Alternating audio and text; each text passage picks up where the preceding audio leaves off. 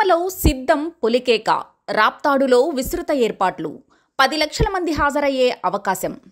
ఇప్పటికే Bheemili, దెందులూరులో super hit అయిన సిద్ధం సభల సిరీస్లో ఇంకో సభను ఆదివారం అనంతపురం జిల్లా రాప్తాడులో నిర్వహించేందుకు విస్తృత ఏర్పాట్లు చేస్తున్నారు.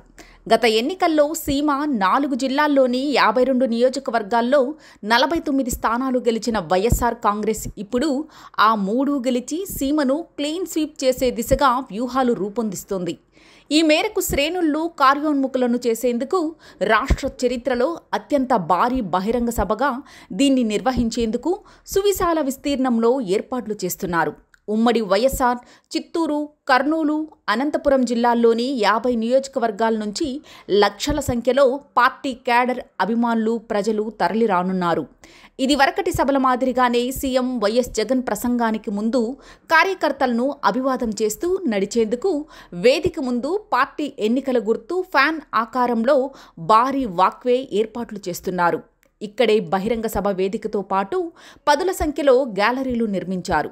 నియోజకవర్గాల వారీగా వచ్చే వారందరూ గ్యాలరీలకు చేరుకునేలా సూచక బోర్డులు ఏర్పాటు చేస్తున్నారు. సభా ప్రాంగణానికి వెనుక భాగంలో హెలిప్యాడ్ సిద్ధం చేశారు. ఇప్పటి వరకు 25కి పైగా పార్కింగ్ ప్రాంతాలు గుర్తించారు. దాదాపు 10 లక్షల మంది కార్యకర్తలు వచ్చేలా భారీ ఏర్పాట్లు చేస్తున్నారు. మొత్తం రాయలసీమ అన్ని జిల్లాల నుంచి కార్యకర్తలు తరలివచ్చే ఈ కార్యక్రమం పార్టీకి మంచి ఊపు తెస్తుందని నాయకులు చెబుతున్నారు.